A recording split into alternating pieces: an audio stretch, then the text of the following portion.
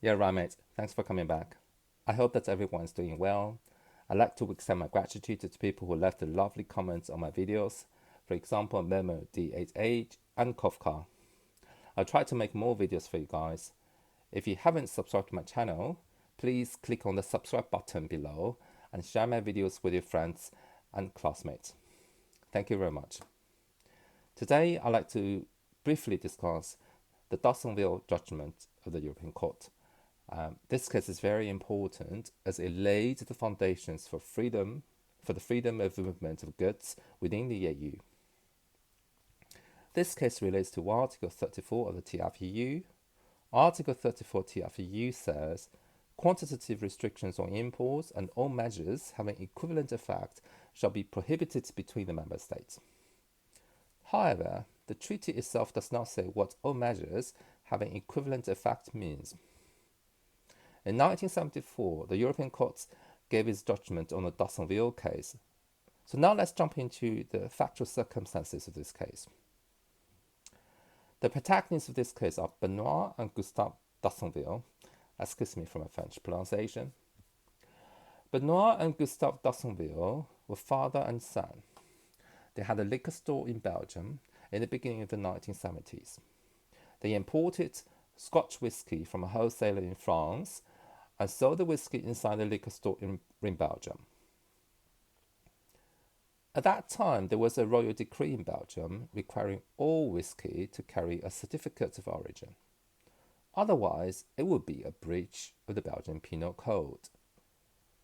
It means that someone could be prosecuted for selling whisky that didn't have a certificate of origin.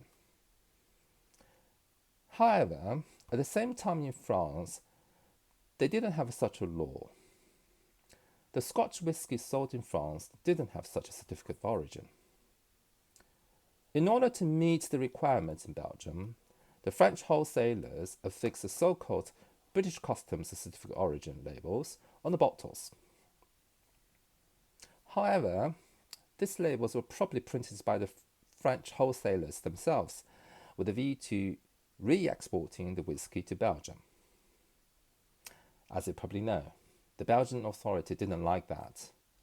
As a result, Benoit and Gustave Dassonville got prosecuted and charged with forgery with fraudulent intent.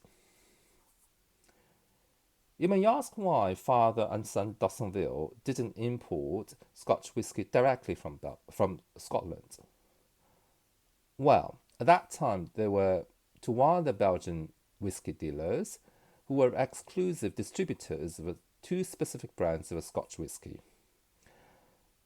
So this was also why the other two Belgian whisky dealers initiated a civil claim against the father and son Dassonville as a part of the criminal proceeding against them.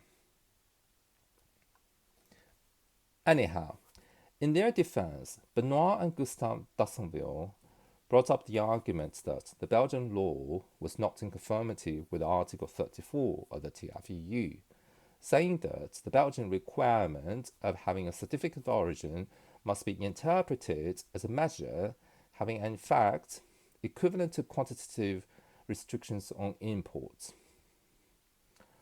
By judgment of the 11th of January 1974, the Court of First Instance in Brussels referred the case to the European Court. On the 11th of July 1974, the European Court gave its judgment. First of all, the European Court points out that a trader wishing to import into Belgium Scotch whisky, which is already in free circulation in France, can obtain such a certificate only with a great difficulty. Unlike the importer who imports directly from the producer country. Then the European Court states the following, which you definitely need to remember for your exam. All trading rules enacted by member states which are capable of hindering directly or indirectly, actually or potentially, intra-community trade are to be considered as measures having an effect equivalent to quantitative restrictions. This is written in paragraph 5 of the Dassonville judgment. Once again, if you are preparing for an EU law exam, you need to remember this paragraph 5. Then in paragraph 6 to 9 of the judgment, the European Court points out that the treatment experienced by Benoit and Gustave Dassonville was unfair because it was much more difficult for them to obtain a certificate of origin in comparison with the other two Belgian exclusive distributors of the Scotch whisky brands. The court says, in paragraph 8, that may be the case with formalities required by member states for the purpose of proving the origin of a product, which only direct importers are really in a position to satisfy without facing serious difficulties. In paragraph 9, consequently, the requirement by member states of a certificate of authenticity, which is less easily obtainable by importers of an authentic product which has been put into free circulation in a regular manner in other member states than importers of the same product coming directly from the country of origin, constitutes a measure having an effect equivalent to a quantitative restrictions as prohibited by the treaty. As you probably see, under this judgment, all kinds of measures can be deemed to be measures having an effect equivalent to quantitative restrictions. The definition given by the European Court in Dassonville case was very broad and far-reaching.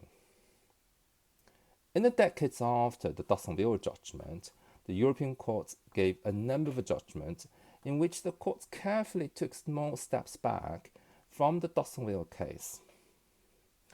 For example, in Cassis de John, Cinetec, Torfan, Trailers, and Mikkelsen cases. For the time being, we will leave these cases for another video. So once again, thank you for watching. If you like my videos, please give a thumbs up and subscribe. Thank you very much, and bye-bye.